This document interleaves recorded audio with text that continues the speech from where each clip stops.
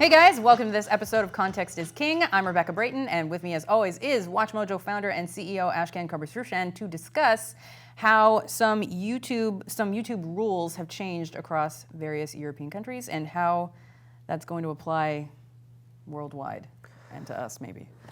So we discussed how these platforms, Twitter, Facebook, Google, YouTube, are global platforms and they're meant to scale. And if you want something to scale, you can't have 15 different rules for 8 different geos, right? So with Europe's history of Holocaust and hate speech and all that, they're like adamant that Google, Facebook, YouTube, you're not a platform, you are a publisher. You're not going to have exceptions. If somebody publishes the Holocaust did not happen, you're responsible for that. So you have to take that down. So I think YouTube does a cost-benefit analysis. And they go, you know what? The upside of us having one set of rules for Europe for hate speech versus another set of rules for the US. For free speech.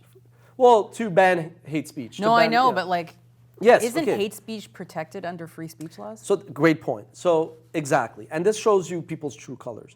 So as much as Google and YouTube and all these, and Americans love the First Amendment, cost-benefit-wise, they don't love it that much to say that we're going to have, ironically, hey? They go, we're not, this isn't worth it for us to have a different set of rules for the US. So now, we'll link to the stories, they've basically started to apply these, hate speech rules. Some people could call it censorship. Some people could say an affront to the First Amendment globally.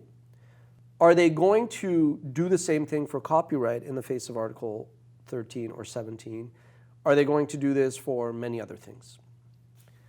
So here's where I think it gets interesting.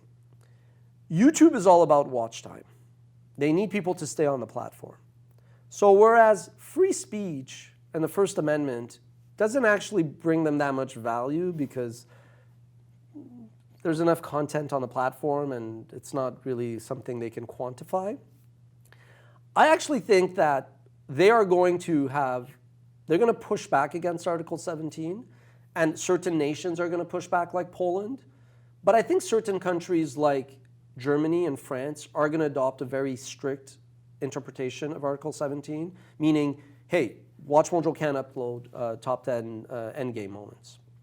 Because they're going to say you don't have the rights to Marvel's IP. And I think that creates a backdoor where then we might just go on YouTube, WatchMojo Deutschland, and say, hey, come check out watchmojo.com/du, and that's where the video lives. But set that aside. But I think because there's so much engagement now with geek culture having taken over pop culture and these franchises, like Endgame generates more, top grossing movie of all time, that I think YouTube is going to definitely say, we don't want to apply a global standard to copyright everywhere. We're willing to then take the cost of having one set of rules for the EU nations like Germany and France, but then have this different set of rules, because if there's no top 10 endgame moments and you're just counting on Marvel to upload their 3 videos that month, it doesn't have enough watch time, enough retention. So money talks. Money talks is what I was going to say. Yeah. Now that's my guess, but it's an educated guess, and I think if you think of what drives the value of YouTube, which is watch time and keeping people on the platform and selling ads, then I'm going to guess that YouTube's going to have a very hard time explaining. Oh, and Susan, we can catch up at some point if you want to discuss this. But I feel like YouTube's going to have a very hard time next year to explain why they're going to have a different set of rules for copyright, a different set of rules for free speech, hate speech, and all that. How is this going to apply to us is kind of what I want to know. I think, again, this is like opening the playbook. So when we went into WatchMojo and we started to see that we had people in Germany, for example, where there are remnants of fair use, but not at all the way it has in the US. Like in France, if something is polémique, meaning it engenders debate, it's fair use.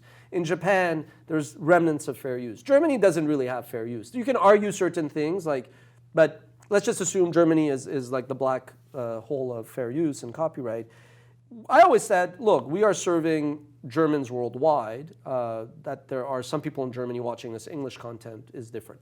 Once we had the German channel, I was like, pretty soon we're going to have fully cleared And we're more and more partnering with companies. So I think the opportunity for us is one of two things. One is we just create a different genre of programming for the YouTube platforms, because Article 17 applies to these UGC platforms where people can upload whatever. On watchmojo.com/du, we could still upload the same thing because we're not a UGC platform. And that's where like the law doesn't really make sense, but that's politicians. But where I think it's more interesting is to partner with rights holders for those markets, because the rights holders are coming to us saying we want to promote these releases everywhere. And ultimately, I'm also fine to just not be in Germany or certain countries, because at the end of the day, life's too short. And if you the same way that Uber, not that we're Uber, but the same way that Uber isn't in certain markets because it wasn't worth their while, it's not the end of the world.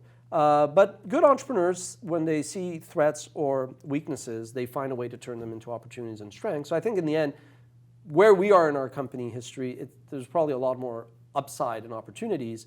But there's still a lot to be done for each region in the area. And it'll be interesting to see if YouTube could find a way. And somebody very smart said, look, in the end, there's so much money involved that YouTube will probably just, like they did with Content ID, find a way to make everybody happy. And that usually means money. Money. It's not just wishful thinking. No. All right. No.